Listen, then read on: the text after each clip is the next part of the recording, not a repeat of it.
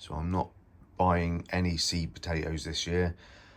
I'm using my potatoes from last year. Now I did have big plans to try different ways of storing them in straw and buckets and compost and various things. None of which I did. I just never got around to doing it. So basically in my garage here, I just piled all my squashes. This is the last of my winter squash. Potatoes in sacks. And they're starting to shoot now. They're still usable. They're still firm enough. These are my second earlies. These are Wiltshire. And then I've got a fair few sacks of Desiree left and a few Sarpo Mirror. So all I'm doing is I've got these little cardboard trays from when we had a sweet shop years ago. They hold about 20 potatoes per tray. So all I'm doing is I'm going through them now because they are starting to shoot. So I want to get them into the light so they don't get too leggy. And I'm just picking the ones that haven't shot too much. And to be honest, something like that, that's, if I can get that into focus, that's about the size you want. You can actually, if they're a bit leggy, you can just snap these off and they will reshoot. So that actually can be used.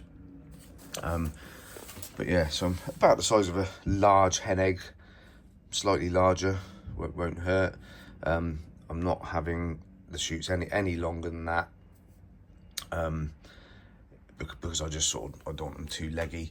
So I'm going to get 60 of these Wiltshires, second earlies, and probably a similar amount of the Desiree. I did far too many this year. I think I ended up with about 400 kilos and it was just far too many. So I'll do about 60 second earlies, 60 mains. And then I've got these Sarpo Mirror in here. There's only a few of those. They're only just starting to shoot. A couple of them. There's probably about 20 in there. So I'm going to do some in containers. The second earlies, because they tend to sort of grow on one level rather than up the stem. I tend to do those in my no-dig beds.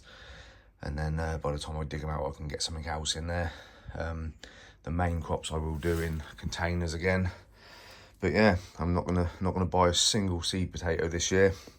Just storing them in sacks, you know, has worked. Like I say, I had big plans to do different trials really to see what worked. But in all honesty, this has worked quite well. The Desiree are only just starting to shoot. Look, there's a few long ones, but quite a few just little short ones.